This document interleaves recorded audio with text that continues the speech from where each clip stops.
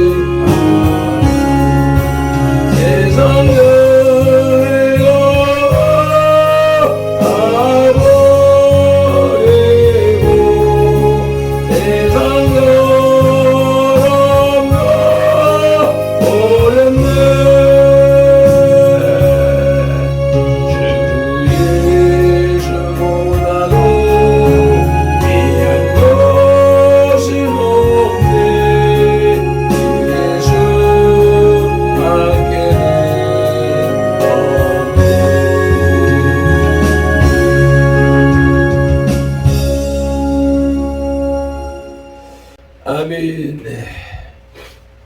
오늘 우리에게 주시는 하나님의 말씀은 로마서 4장 1절로 2절 말씀입니다. 이제 장이 바뀌어서 로마서 4장은 아브라함의 믿음과 그로 말미암은 언약이라는 소제목이 붙어있는 장입니다. 그 첫째 시간으로서 1절로 3절까지의 말씀을 봉독하시겠습니다. 그런즉 육신으로 우리 조상인 아브라함이 무엇을 얻었다 하리요? 만일 아브라함이 행위로서 의롭다 하심을 받았으면 자랑할 것이 있으려니와 하나님 앞에서는 없느니라. 성경이 무엇을 말하느냐? 아브라함이 하나님을 믿음에 그것이 그에게 의로 여겨진 바 되었느니라. 아멘. 본문 1절에 그런즉 육신으로 시작해서 무엇을 얻었다 하리요 하는 말씀 속에 담겨있는 육신으로라는 뜻의 원어가 어느 말을 꾸미는지 분명치 않습니다. 초대교회 당시의 교부나 종교개혁자들은 이것을 아브라함과 연결시켜서 육신으로 우리 조상된 아브라함이라 해석하여 아브라함이 유대인들의 조상임을 강조했습니다. 그러나 바울 서신을 통해서 볼 때 육신으로 우리 조상된 아브라함이라는 표현은 찾아보기 어려우며 또 본문은 아브라함이 유대인의 조상임을 강조하는 분위기가 아니라 육신으로 무엇을 얻었느냐, 즉 행위로 의롭다함을 입었느냐는 질문에 치중하고 있기 때문에 육신으로를 아브라함과 관련시키는 것은 부적합합니다. 그래서 현대 학자들은 이를 무엇을 얻었느냐는 구절과 연결시키고 있습니다. 한글 개역 성경은 전자를 따라서 육신으로 무엇을 얻었느냐, 행위로 의롭다함을 얻었느냐를 따르고 있으나 난외주 성경은 후자를 따르고 있습니다. 육신으로 무엇을 얻었느냐로 보는 것이 좋을 듯 합니다. 참고로 여기서 육신으로라는 말이 전자와 관련이 있을 경우에는 단순한 출생을 가리키지만 후자와 관계된 관계를 가질 경우 외적인 조건, 가령 할례라든지 민족적인 특권을 가리킨다 하겠습니다. 한편 조상과 관련된 또 다른 원어상의 문제가 있습니다. 시내 사본이나 알렉산드리아 사본에는 조상으로 기록되어 있으나 배자 사본에는 아버지로 표기되어 있습니다. 배자 사본처럼 아버지로 표기되는 것이 일반적인 표현이지만 개역교회에서는 전자를 취해서 조상으로 보는 것입니다. 이러한 성경적인 배경을 통해서 자랑할 것이 없는 인간이라는 제목으로 하나님의 말씀을 들으시겠습니다. 로마서 3장 28절에서 오직 믿음에 의한 구원을 강조한 바울은 본문에 이르러서는 아브라함을 예로 들어서 그가 어떻게 구원받았는가를 보여줍니다. 바울 사도는 아브라함이 구원받을 수 있었던 것은 그의 행위 때문이 아니라고 합니다. 즉 공로나 능력으로서 구원을 받는 것이 아니라 하나님께서 그의 믿음을 의롭게 인정한 까닭으로 구원을 받는다는 것입니다. 이러한 추론을 통해 바울이 본문에서 말하고자 하는 것은 아브라함에게는 아무런 자랑할 것이 없다는 것입니다. 이 점에 있어서는 오늘날 성도들 역시도 마찬가지입니다. 오늘날 성도들 역시도 믿음을 통하지 않고서는 구원을 받을 수 없습니다. 또 믿음은 행위에 속한 것이 아니므로 그 구원을 자랑할 수도 없습니다. 이러한 사실들에 대해서 좀 더 자세히 지오라마 비전하시겠습니다. 자랑할 것이 없는 인간, 인간이 그 누구도 자랑할 수 없는 것은 첫째로 죄인이기 때문입니다. 자랑할 것이 없는 인간은 본성적으로 죄인입니다. 로마서 5장 12절에 의하면 처음 사람, 즉 아담으로 말미암아 죄가 세상에 들어오게 되었고 모든 사람이 죄를 짓게 되었습니다. 이것이 아담의 원죄로 말미암아 그의 피를 이어받는 모든 인류 속에는 본성적으로 죄성이 있음을 말합니다. 그러므로 시편 기자도 시편 51편 5절에서 같이 읽겠습니다. 내가 죄악 중에 출생하였으며 모친이 죄 중에 나를 잉태하였나이다 라고 고백했던 것입니다. 이처럼 인간은 죄 중에 태어나 항상 죄를 마음속에 지니고 있습니다.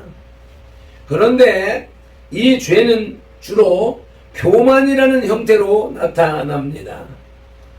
이는 하나님을 무시하고 자기 중심적이고 자기 우월적인 삶을 사는 것입니다. 인간은 본성적으로 하나님보다 더 지혜로워지려고 하고 하나님의 권세보다 자신의 능력을 더 의지하려고 합니다. 하나님의 언약을 의지하기보다는 자신의 생각이나 욕심에 이끌리는 삶을 삽니다. 이는 그 마음속에 하나님을 의지하기보다는 하나님을 멀리하고 멸시하려는 교만한 죄성이 있기 때문입니다. 사람들은 모두 육체의 욕심을 따라 지내며 육체와 마음에 원하는 것들만 행하여 모든 사람이 다 본질상 진노의 자녀가 되었다고 에베소서 2장 3절은 말씀합니다.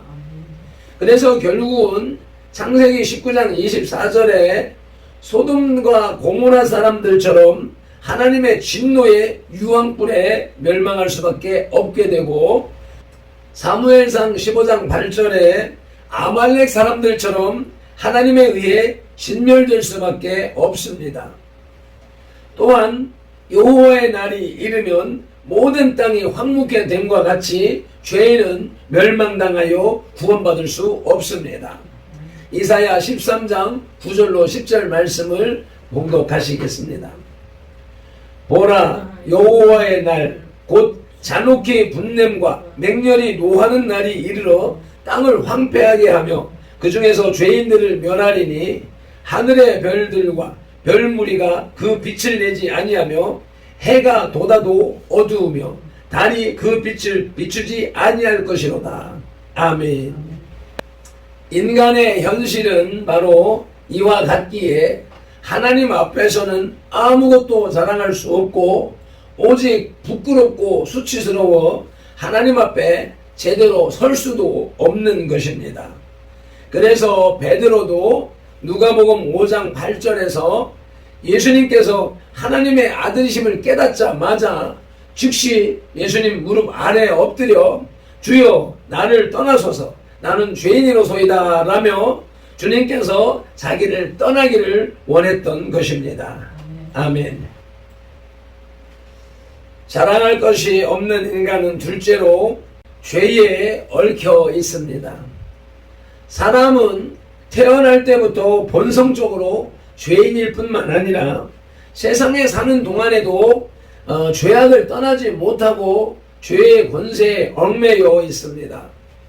그러므로 한 번 마음을 돌이킨 후에도 한없는 죄의 유혹을 극복하지 못하고 거듭 죄를 범합니다. 광야 생활을 하는 동안에 이스라엘 백성들이 그러한 인간의 모습을 잘 말해 줍니다. 그들은 이미 애굽에게 내려진 하나님의 재앙을 보고 하나님의 놀라운 은혜와 능력을 체험했으며 그로 인해 오직 하나님만을 의지하고 살기로 작정했습니다. 그러나 크고 작은 어려움이 있을 때마다 하나님을 원망했고 그 결과 약속의 땅에 들어갈 수 없는 불행을 당하고야 말았던 것입니다. 사도행전 5장 1절로부터 11절에 아나니아와 삽비라도 성령을 받음으로 마음을 돌이켜 자신의 재산 모두를 하나님께 바치기로 결심했습니다. 그러나 팔아놓은 재산을 보자 그 유혹에 넘어가 오히려 성령을 속이는 죄를 범했습니다. 그 결과 그들은 죽임을 당할 수밖에 없었습니다. 이와 같이 인간은 죄의 습성을 지녔기 때문에 항상 하나님 앞에서 자랑할 것이 없습니다. 아멘. 자랑할 것이 없는 인간은 둘째 떼지로 아무런 공로가 없습니다. 자랑할 것이 없는 인간은 구원 문제에 있어서도 아무런 공로가 없습니다. 죄 가운데서 태어나고 항상 죄악만 일삼는 인간의 종말은 멸망뿐입니다. 그러나 우리는 다행히도 구원에 이르는 길을 얻을 수 있었습니다. 그런데 이 구원은 누구의 공로 때문입니까? 바울 사도는 아브라함이 자기의 행위로서 의롭다 하심을 얻어 구원을 얻었다면 자랑할 것이 있었을 것이나 하나님 앞에서는 자랑할 것이 아무것도 없다고 본문 2절은 말씀합니다. 다시 한번 합독하시겠습니다. 만일 아브라함이 행위로서 의롭다 하심을 받았으면 자랑할 것이 있으려니와 하나님 앞에서는 없느니라. 아멘. 인간을 구원에 이르게 하는 의인됨이 사람의 공로에 있지 않기 때문입니다. 의인됨은 오직 하나님의 아들이신 그리스도를 통해서만 가능합니다. 왜냐하면 그리스도께서는 믿는 자들에게 의를 이루기 위하여 로마서 10장 4절에서 율법의 마침이 되셨으며 자기 자신을 희생제물로 삼으심으로 말미암아 인간을 위한 진정한 공로자가 되셨기 때문입니다. 그러므로 인간이 의롭게 되는 것은 율법을 통한 자기의 행위로서는 불가능하며 그리스도를 믿음으로 말미암아 하나님께로부터 은혜로 주어지는 것입니다. 빌립보서 3장 8절로 9절 말씀입니다. 또한 모든 것을 해로 여김은 내 주 그리스도 예수를 아는 지식이 가장 고상하기 때문이라.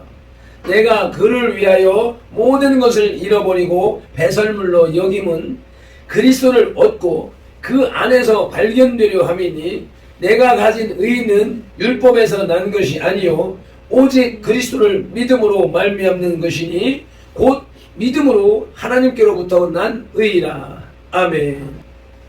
이처럼 인간의 총체적 모습은 하나님 앞에서 아무것도 자랑할 것이 없습니다. 오직 자랑할 것이 있다면 우리를 죄악의 멸망에서 구원의 길을 열어주신 그리스도의 공로와 그리스도를 믿는 모든 자들을 의롭게 하시는 하나님의 은혜뿐입니다. 아멘. 말씀을 맺겠습니다. 자랑할 것이 없는 인간은 첫째로 죄인이기 때문에 본성적으로 죄인이며 죄에 얽매여 있기 때문에 스스로는 의인이 될 수 없습니다. 그러한 죄인들을 구원하신 하나님은 아브라함 때부터 아브라함의 공로로 구원받은 것이 아니라는 것을 말씀하고 계십니다. 자랑할 것이 없는 인간에 대해서 오늘 본문은 아브라함을 예로 들으면서 말씀하시는 것이 이 아브라함조차도 자기 공로로 구원받은 것이 아니라고 말씀하십니다. 3장 후반부터 칭의는 율법이 아닌 믿음에 의해 가능하다는 사실을 밝힌 바울은 이제 본문에서 그 구약적인 근거를 들고 있습니다. 즉 아브라함이 만약에 행위로서 의롭다 하심을 입었다면 하나님 앞에서 자랑할 것이 있었겠지만 그 행위로 구원받은 것이 아니기 때문에 자랑할 것이 없다는 것입니다. 아브라함조차도 하나님 앞에서 자랑할 것이 없었다는 것은 우리 이 시대를 살아가는 우리 선돌의 지체들이 매사에 얼마나 겸손한 삶을 살아야 할지를 보여준다 하겠습니다. 기도드리시겠습니다. 하나님 아버지, 오늘 또다시 로마서 4장 말씀을 통하여서 우리들의 구원받은 공로, 우리가 의인이 된 칭의를 받게 된 것이 우리의 노력과 열심과 섬김의 결과가 아니기에 우리는 결코 칭의와 구원에 대하여서 자랑할 것이 없다고 말씀하시오매 감사합니다. 그러기에 우리는 항상 겸손할 수밖에 없다는 사실, 칭의와 구원의 결과에 있어서 우리는 그 아무것도 자랑할 것이 없다라는 말씀을 통해서 우리는 항상 겸손해야 한다라는 내용을 깨닫게 하시오매 감사합니다. 오늘도 주의 백성으로서 먼저 된 자로서 교만치 말게 하시고 나보다 남을 낮게 여기고 항상 낮은 자리에서 섬기고는 겸손한 삶이 될 수 있도록 성령 하나님 인도하여 주옵소서. 감사하며 예수님의 이름으로 기도드리옵나이다. 아멘. 찬송 한번 올려드리시고 기도하시겠습니다.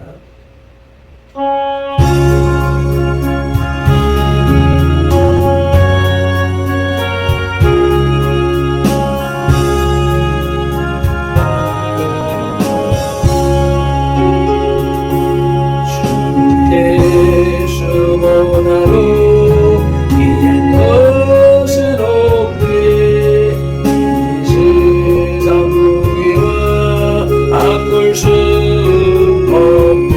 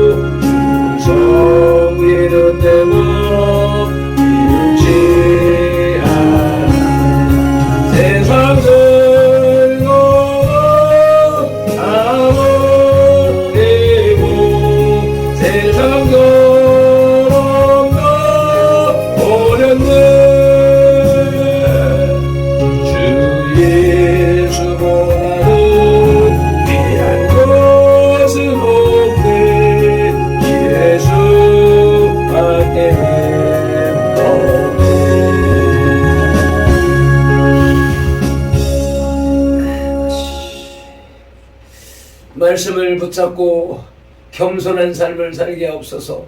오직 주님만 자랑하는 삶을 살게 하옵소서. 주여 삼창하며 기도드리시겠습니다. 주여